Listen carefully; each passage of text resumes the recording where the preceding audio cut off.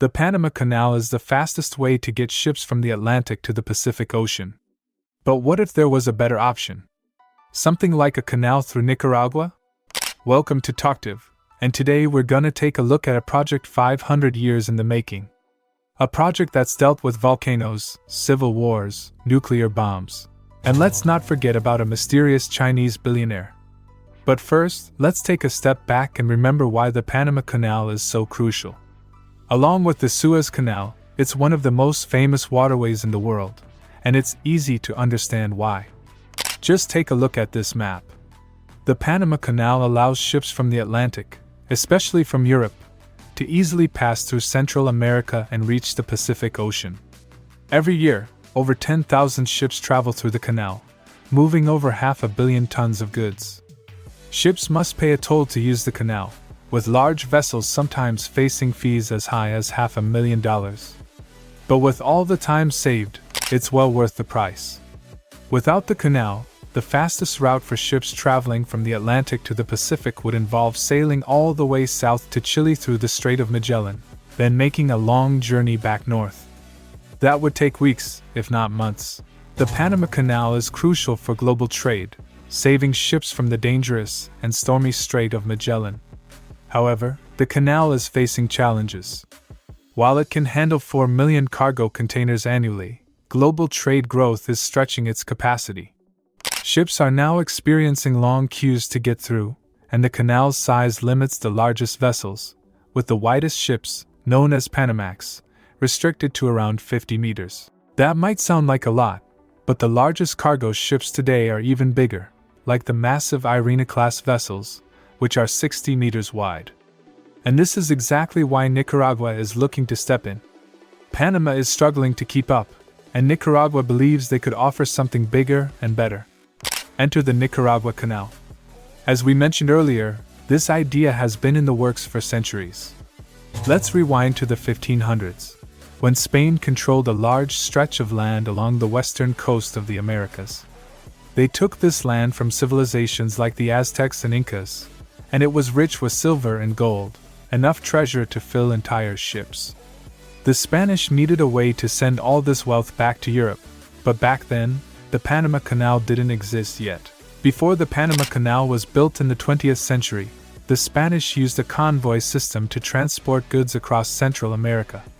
Ships would carry cargo from Pacific ports to a land strip, where mules would transport it to the Atlantic side, where another fleet would take it to Europe. This method was effective but cumbersome. Spain even explored building a canal in 1551, considering routes through both Panama and Nicaragua, to make the process easier. In the end, though, the Spanish decided it was too costly to build a canal and stuck with their mule-powered system. A couple of centuries passed, and not much progress was made. But in the 19th century, things took a dramatic turn. Spain was attacked by France, and with the country distracted, its colonies saw an opportunity to fight for independence. As Spain focused on its own battles, the colonies broke free and established the Federal Republic of Central America. This is where the story of the Nicaragua Canal truly begins. Now an independent nation, they controlled most of Central America, and one of their first moves was to approve the construction of a canal connecting the Atlantic and the Pacific. For the newly independent republic, building a canal was more than just a trade route. It was an opportunity to become a global power. Inspired by Simon Bolivar's vision, they sought to make their country the center of world commerce. They chose Nicaragua, not Panama, because Panama was not part of their republic. Their plan involved creating a canal that would follow the San Juan River, which would be modified in parts, leading ships to Lake Nicaragua. Nicaragua, being landlocked, faced a challenge. However, if a canal were built from Lake Nicaragua to the Pacific Ocean, ships could travel directly from the lake into the Pacific. It seemed like a solid plan on paper. The Federal Republic, motivated by the potential wealth and influence the canal could bring, faced a significant problem. They didn't have the funds to make it happen. This was one of the reasons they wanted the canal in the first place, but it also meant they needed foreign investors to bring the idea to life. They turned to the United States for help, hoping to secure financial backing. After all, the U.S. had also recently gained independence, and would benefit from a quicker route for goods between the Pacific and Atlantic. Though the US was initially intrigued, in the end, they declined to get involved in the project. Initially, the United States hesitated to support the canal due to concerns about the stability of the Federal Republic of Central America.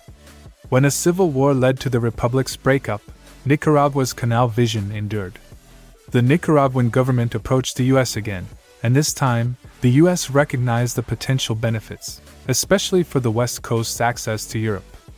By the late 19th century, the US established the Nicaraguan Canal Commission, estimating that constructing the canal would cost around $140 million.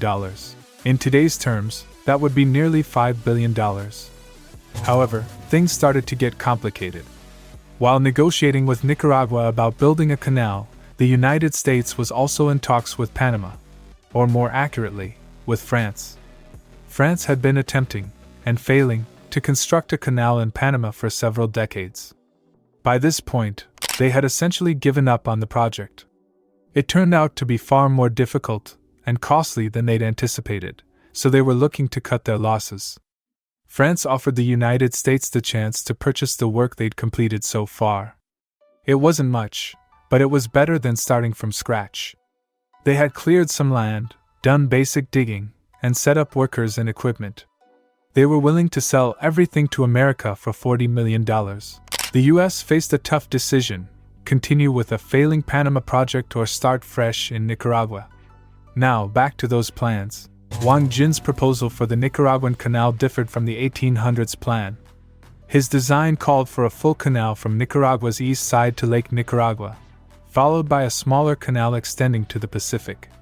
The project would use dry excavation and dredging to deepen the lake for cargo ships. The construction was expected to take 5 years and employ 50,000 workers, with the canal stretching 278 kilometers.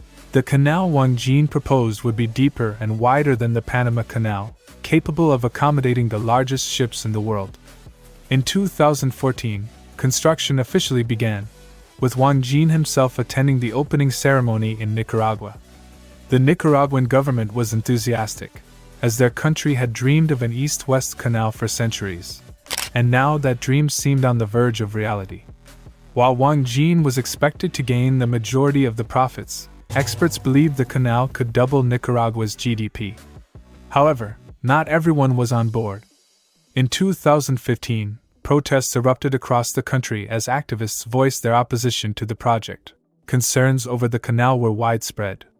Many feared it would disrupt their livelihoods, as the project would displace entire communities.